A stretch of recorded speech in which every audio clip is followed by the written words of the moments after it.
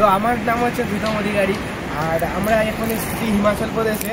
তো আমরা অনেক কিছুই খুঁজলাম, কিন্তু সব থেকে একটা বেস্ট ওয়েবসাইট পেয়েছিলাম ট্যুর পিকার্সে।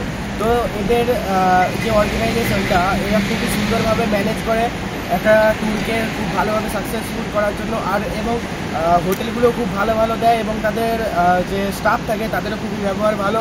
আমাদের যে দাদা আছেন রোহিত দা, তো তারও খুবই ব্যবহার ভালো। তো খুবই ভালো লেগেছে এই জার্নিটাতে।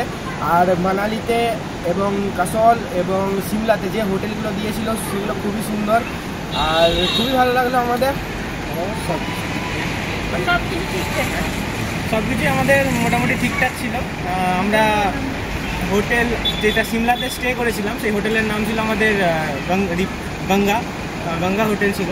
তারপর আমরা সেখান থেকে বেরিয়ে কাসোলে গিয়েছিলাম। কাসোলে আমাদের রিভার এস্ট হোটেল, খুব সুন্দর হোটেল, একদম দারুণ নিট অ্যান্ড ক্লিন, চাকাচাক হোটেল, দারুণ সুন্দর। আপনারা সবাই আসতে পারেন, কোনো সমস্যা নেই। তারপরে ওখান থেকে বেরিয়ে আমরা মানালি এসেছিলাম 2 দিনের জন্য। ওখানে আমাদের 2 নাইট স্টে ছিল।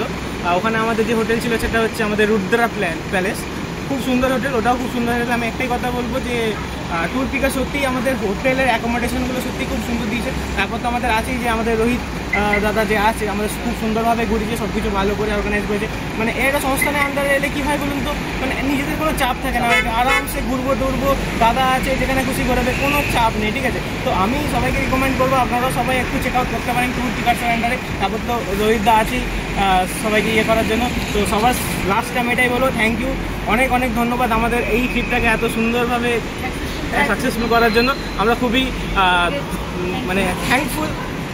এটাই ছিল আমাদের এই ট্রিপের। Thank you, tata.